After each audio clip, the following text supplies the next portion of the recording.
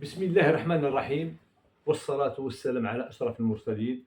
مرحبا بالإخوان والأخوات متتبعي قناة مفاتيح تاريخية في هذه الدردشة، دائما حول وحدتنا الترابية، حول صحرائنا الحبيبة، حول صحرائنا الشرقية، حول ما قام به السلاطين العلوي الأماجيد من نضالات ومن مجهودات سياسية، عسكرية، دبلوماسية، اجتماعية، دينية، اقتصادية، للحفاظ على حرية واستقلال ووحدة رعاياهم في هذه الأسقار.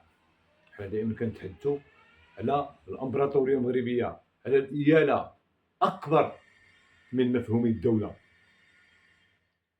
هنا غادي نحاولوا دائما نعطيو نبذة جد جد جد جد مختصرة لوليداتنا باش يعرفوا الحقائق ديالنا. تطالعون دائما عند الخزعبلات، عند القرودة، عند دولة الجار أو دولة الشر، مقالات تتحاول تقزم من المغرب وتبين لنا امام العالم على اننا بحال متسلطين على هذه المناطق ديالنا بحكم التاريخ، بحكم شهاده التاريخ، بحكم الوثائق اللي اشتغلت عليها هذه اكثر من 40 سنه تبين الحقيقه. ولكن تيخص وليداتنا دائما ملي يهضروا بواحد القرحه وبواحد الانضباط وبواحد الشغف كبير، لان تاريخنا كبير وكبير وكبير. ولكن لابد باش نهبطوا كما كنقولوا الطياره ونوجهوا المدافع العلميه ديالنا حول من يحاول خدش هذه الملاحم وهذه الدرر اللي استطاعت عندنا في سماء الامه المغربيه. كثير تنسمع من الخزعبلات حنا في الجانب الاكاديمي الجامعي، ولكن انا ما كنجاوبش الخزعبلات القروده، كنعطي فرصه لوليداتنا باش يعرفوا الحقيقه، باش ما يتلوثش ليهم الفكر ديالهم بهذا الشيء اللي ولا كثير في القنوات في هذا الشيء ديال الاتصالات. اش غادي نقول لكم؟ حمق ملي تيحمق راه كيبدا يضرب راسو مع الحيط، راه ماشي كيبدا غير يهز الحجر ويضرب به الناس. راه المثال قال الا كان بيتك من دجاج ما تضربش الناس بالحجر، ولكن حنا قادين لا على الحجر ديالهم ولا على المدافع ديالهم ولا على العلم، لان ما عندهمش باش غادي يواجهونا علميا وتاريخيا. ولكن انا الكلام ديالي نوجهه لولاد بلادي باش يتسلحوا به ويعرفوا اش كاين، وديك الساعه يترفعوا على الخزعبلات ولا جاوبهم الاجانب يلقاو باش يقولوا. هاد لي ريزو سوسيولوج ديال دوله الشر كثير فيها الاسئله. فين كانوا المغاربه قبل 75؟ المغاربه حماقوا ولاو تيقلبوا على اي حاجه يتعلقوا فيها باش يثيروا الشفقه ديال العالم، والملوك ديالهم باعوا البلاد ديالهم وتلفوا وداروا لينا.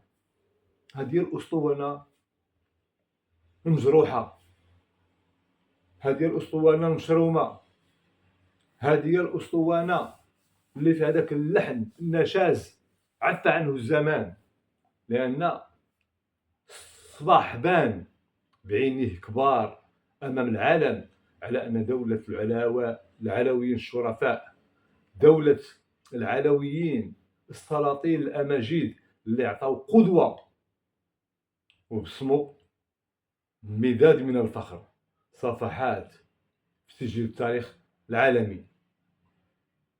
فين كانوا العلويين قبل 1975؟ غنحل لكم صفحه من الصفحات التاريخيه تكون موثقه بشهاده بوثيقه بجزء من تاريخ النضال.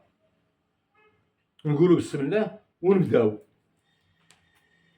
ملي تنسمعوا على ان المغاربه حماقوا ووجهوا الانظار ديال الاقلام ديالهم نحو المطالبه بالصحراء الشرقيه، الحقيقه اللي ما عليها غبار واللي ساكت عليها الكافر الفرنسي هي أن هذه المناطق مغربية مليار في المية، ماشي 100%، بحكم التاريخ، بحكم الجانب الديني. إمارة المؤمنين صلاة الجمعة في المساجد، عقود الولاء والبيعة المحررة، تعيين القياد والعمال والأمناء والقضاة والفقهاء والعلماء، مراكز تجارية أو القوافل التجارية، الزكاة والأعشار كتجي لفاس أو مكناس أو مراكش،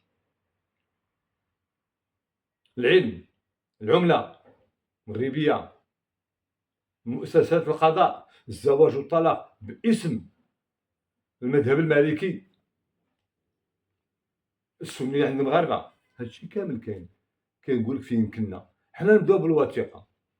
فين كانوا المغاربة في عين صالح؟ واش كانت ديالنا ولا ماشي ديالنا؟ بحكم التاريخ وبحكم الارتباط اللي هضرنا عليه، والكافر ساكت، الفرنسي باش كيحقق المصالح ديالو ويخلي هذيك لا بالونس مره هاد الكفه في الشرق عند الاعداء ومره عند كيغازل بها المغاربه. حنا لا، سيدنا عراو قال بين الموقف ديالك حول هاد المناطق ديالنا. ما قدروش يهضروا، حنا غاديين معاهم دقه دقه بالتاريخ. حنا المهمه ديالنا عندنا العسكر الله يخليه لينا، وعندنا رجال الامن، وعندنا الدرك الملكيه، وعندنا القوات المساعده، وعندنا رجال الوقايه المدنيه، عيون الله اللي كتحرس هذه البلاد، وعندنا القياده الرشيده. ولكن عندنا علماء، وعندنا فقهاء، وعندنا اساتذه، وعندنا مؤثرين اللي حاملين لواء العلم القلم باش كنواجهوهم. نشوفوا حنا في عين صالح مثلا، واش مغربيه ولا ماشي مغربيه؟ هما تيقول لك هذا، حنا كنقول لكم رجعوا ب 100 عام، رجعوا ب 120 عام اللور.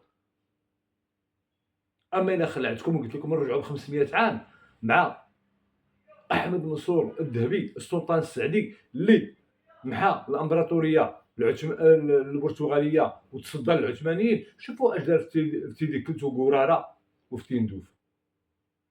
حنا غادي نمشيو سيدي غير مع العلويين اللي شوكه في حلق الجزائريين. عين صالح واسمعوني، ها هو الثقه.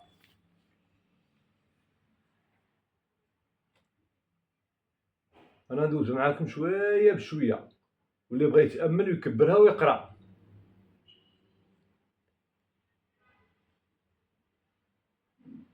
دائما الحقوق التاريخيه الموثقه، الناس اللي عندهم تاريخ وتلفوا. شفتوا معايا؟ انا نشوفوا في المضمون ديالها. اولا الوثيقه كتهضر في سنه 1317 هجريه، غادي تكون 1901 و1900. شكون اللي صيفط هذه الرساله؟ هذا هو السؤال، وسمعونا المغاربه. رساله الى السلطان مولاي عبد العزيز، شكون؟ من القائد ديالو محمد بن عمر مراكشي. هذا فين كان هذا القيد؟ في الصحراء الشرقيه، في عين صالح. هو لسان حال السلطه المركزيه ديال العلويين في الصحراء الشرقيه. تيقول فيها: وبعد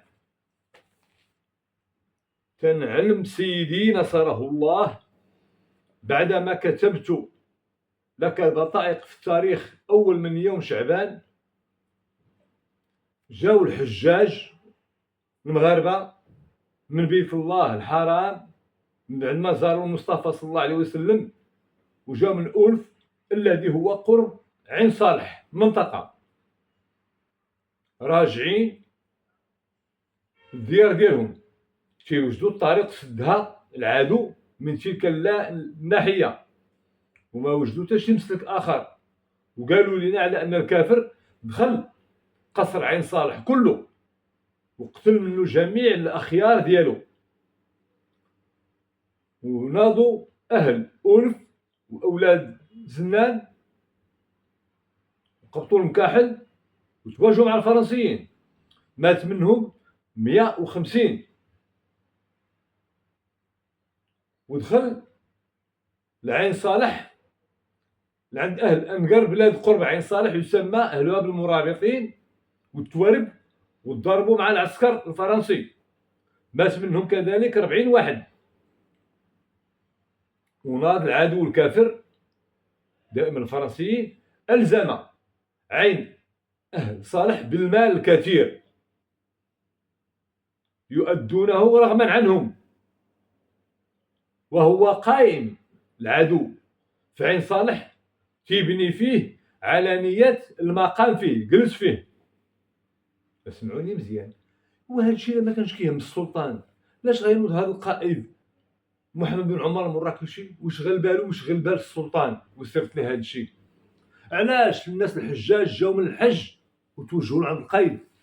علاش هاد الناس اللي قلنا اهل ألف واولاد زنان دخلوا في الحرب وماتوا منهم 150 والمرابطين التوارق مات منهم 40 واحد، علاش؟